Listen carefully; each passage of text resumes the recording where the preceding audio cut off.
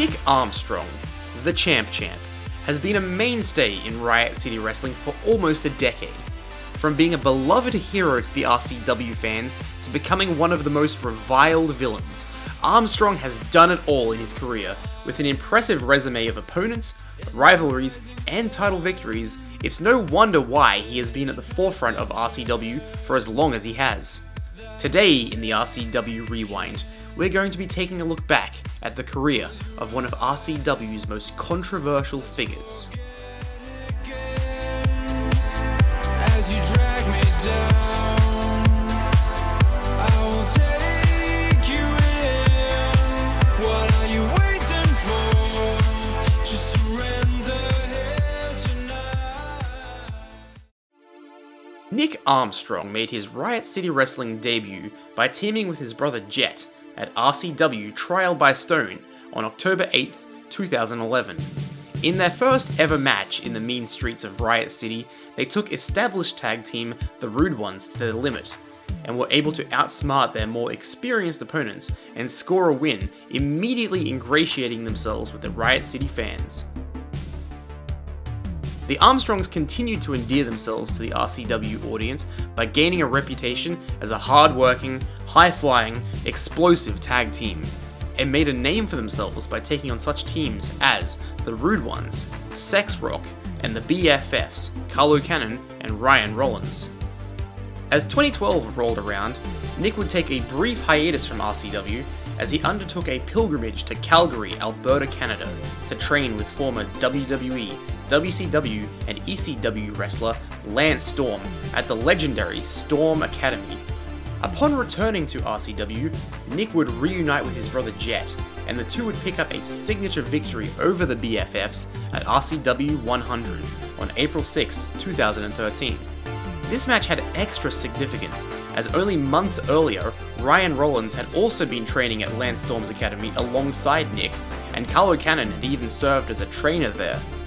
The two teams would meet again the following month at Transgression 2013, and steal the show with one of the most exciting tag team matches ever seen in RCW up to that point. The Armstrongs would once again seize the victory and ultimate bragging rights over their rivals, the BFFs. Shortly following their victory over the BFFs, the Armstrongs would amicably split and go their separate ways to focus on their singles careers. Nick would find immediate success by scoring a shock pinfall victory over the RCW champion Voodoo in a trios match at Ultimatum 2013. Post-match, Voodoo and those with heart would hit the ring and beat down Nick Armstrong and hit him with the RCW championship belt. Nick would receive an RCW title match against Voodoo at Dark Days 2013 on August 25th, 2013. Despite a valiant effort, Nick would succumb to a schoolboy roll-up by Voodoo and ultimately lose the match. Although unsuccessful on this occasion, Nick proved that he had what it took to perform with the top singles stars in RCW. Nick would briefly reunite with his brother Jett to win the MCW Tag Team Championship and go on to defend the title in an RCW ring at Power Trip 2013. He would also gain some revenge on those with heart by defeating Hammer at Battle for Supremacy to close the year 2013 out on a big singles victory. The biggest singles victory of Nick Armstrong's early career, however, would take place at Dark Days in a match against the former 5-time NWA World's Heavyweight Champion, Adam Pearce. Pearce was a member of Todd Eastman's Team Eastman faction at the time and acted as a gatekeeper to the RCW champion Adam Brooks. After reversing a piledriver attempt, Nick would roll up Pearce for the win and set his sights on Adam Brooks and the RCW Championship. Nick would go on to be entered into the Key to the City ladder match against Marvel, Chris Basso, and Matt Basso. Nick could be considered the underdog in this match, as his three opponents were all former Riot City Wrestling champions. This didn't stop him, however, from pulling off the upset and retrieving the Key to the City to earn himself a future RCW Championship title shot. At this point, Nick Armstrong had become a true fan favourite in the eyes of the RCW faithful, and much to the delight of the fans, would confront RCW champion Adam Brooks and Team Eastman at the end of the show to announce his intentions to challenge for the RCW title. 2 months later, at Battle for Supremacy 2014, Nick would unlock his key to the city and challenge Adam Brooks for the RCW title. At first, the match appeared to be an evenly fought contest, until Brooks' manager, Todd Eastman, would interfere and take out the referee. A locker room assault on Armstrong would then take place until Matt Basso, Hammer, and Big Brody Marshall would come out and even the playing field, leaving only Armstrong and Brooks in the ring. Brooks would try to steal the victory with a shot to the head with the RCW title belt. However, Armstrong would counter this into a Boston Crab. Todd Eastman would then interfere yet again with a chair shot that did more to anger Nick than anything else. After another close call, Nick would kick out of an Adam Brooks codebreaker and hit the Armstrong cutter for the win and his first RCW championship victory, to the approval of a sold-out RCW crowd. Heading into the year 2015, Nick would defend his RCW title against Rocky Monero at the 10-year anniversary of RCW in a surprise one-night-only return for Monero, who hadn't competed in an RCW ring since 2011. Nick would shock Monero with a victory roll, which would enrage the challenger post-match and lead to a vicious assault on the champion, Nick Armstrong. This would lead to a rematch between the two the next month at Mega Slam in a no disqualification match. This time, Nick would put Monero away in decisive fashion by hitting him with not one, but 2 Armstrong cutters to seal the victory and score his second successful title defense. Nick's next defense would come at Strength 2015 against the formidable Four Nations member Jack Bonza. In another heartfelt and gutsy performance that the RCW fans had come to expect from his title run, Nick Armstrong would gain another successful title defense by putting Bonza away with his patented Armstrong cutter. Armstrong's next challenger would be decided later in the night, as Big Brody Marshall and Adam Brooks would square off to determine the winner of the Strength Cup tournament. A vicious pop-up powerbomb would score the pinfall victory for Big Brody Marshall and set up a massive RCW title match.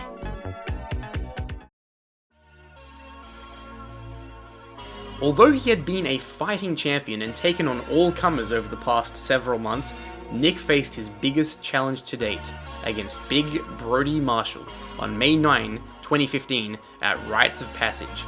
Nick and Brody would go toe-to-toe, with Nick scoring a crucial Armstrong cutter on his challenger. Unfortunately, the referee was inadvertently taken out moments earlier, which allowed Marshall to hit a low blow and set up for a steel chair shot that would be thwarted by Matt Basso. Basso would then accidentally hit his Sparta kick on the champion, leading Marshall to pin Nick and win the RCW Championship for the first time in his career, thus ending Nick's reign at 154 days with 3 successful title defenses. Nick would receive a rematch for the RCW title at Dark Days on July 18, 2015, in what would be, to date, the final RCW event to take place in Estonian Hall. During the match against Brody Marshall, the referee would be taken out again, and Matt Basso would run in to prevent any rule breaking from the RCW champion. Whether inadvertent or by design, Nick would hit Basso with the Armstrong cutter, and while his attention was on the fallen Basso, he would succumb to another pop-up powerbomb and be pinned for the 3 by Big Brody Marshall. After an unsuccessful campaign in the 2015 Riot City Rumble and Key to the City ladder match, Nick would find himself up against Marvel of the Rude Ones at RCW Halloween Mayhem. He would be successful in defeating his masked opponent, however would receive a post-match sneak attack while his back was turned, celebrating with the fans. This would lead into the reformation of the Armstrongs at Power Trip 2015 in a special tag team match against the Rude Ones. Jett and Nick would be successful in defeating the Rude Ones, however, the 3 count would be controversial, as it appeared that Bulldog McKenzie of the Rude Ones broke up the pin attempt on Marvel.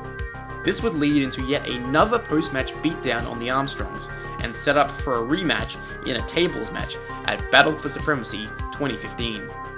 In the culmination of their 4-year rivalry, the 2 teams would fight in an unbelievably heated tag team tables match, which saw the Rude Ones powerbombing Nick through a table to win the match, and close the book on the historic rivalry between the Armstrongs and the Rude Ones.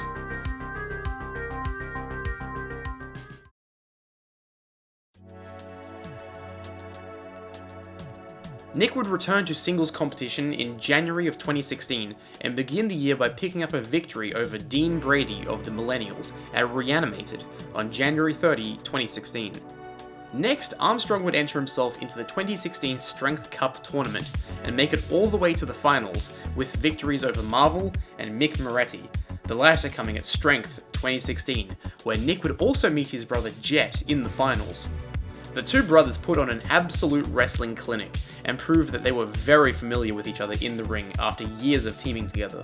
On this particular night, Jett would get the better of Nick after hitting his brother with his own finishing move, the Armstrong Cutter, to pick up the victory and win the 2016 Strength Cup. Despite losing the match, Nick would celebrate his brother's victory in the ultimate act of sportsmanship. Shortly after this match, Nick would undergo shoulder reconstruction surgery and be on the shelf for most of 2016, unable to compete. At Battle for Supremacy 2016, James Cray showed up to the event late and would be unable to make his scheduled match. A suitable replacement would be found, however, by general manager Tom Byrne in the form of the returning Nick Armstrong. Still a fan favourite, Nick would show no signs of ring rust despite being on the injury list for over 7 months, and would pick up his first win back by hitting James Cray with the Armstrong Cutter out of nowhere and once again stake a claim for the Riot City Wrestling Championship. Nick's path back to the RCW title would begin with the 2017 Strength Cup. He would score victories over Davey Green and Brody Marshall on his way to the final, where he would face off against Zach Sabbath. The Green Mist, a low blow, and a brutal vile driver would end Nick Armstrong's championship aspirations on this night, as Zach Sabbath would be crowned the winner of the Strength Cup 2017. In June at Key to the City, Nick would receive another chance to become RCW champion as he was entered into the Key to the City ladder match against Adam Brooks, Katie Trey, and Dean Brady. Nick would ultimately claim his second Key to the City victory on this night. Nick would go on to face his Key to the City ladder match opponent, Katie Trey, at Dark Days on July 15, 2017, and gain the pinfall victory over his young opponent. However, this would not be the last the RCW fans would see of Nick Armstrong on this night. The main event of Dark Days 2017 would see the culmination of the several-month-long rivalry between Zach Sabbath and the RCW champion, Matt Grimm Basso, in a hardcore match for the RCW title. After a grueling match featuring a gruesome chokeslam from Grimm to Sabbath on a pile of thumbtacks, and a table being broken over the Dark Prince's back, Grimm would successfully defend his title in one of the more memorable RCW championship matches. Post-match, it appeared that Sabbath would gain some revenge by hitting Grimm with a steel chair. However, Nick Armstrong would make the save and run Zach Sabbath off.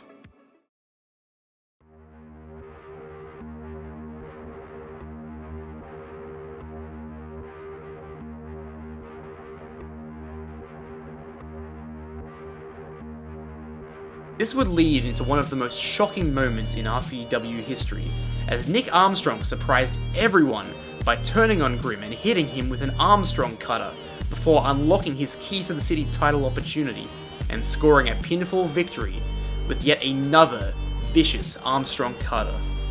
Nick raised the RCW title aloft above his head as he celebrated the beginning of his second reign as RCW champion. Nick had undergone quite a lot of pain and punishment in his almost 6-year career at RCW up until this point, but his second title reign would begin a brand new chapter in the story of Nick Armstrong, and usher in a new era in Riot City Wrestling. The era of the Champ. The champ is here!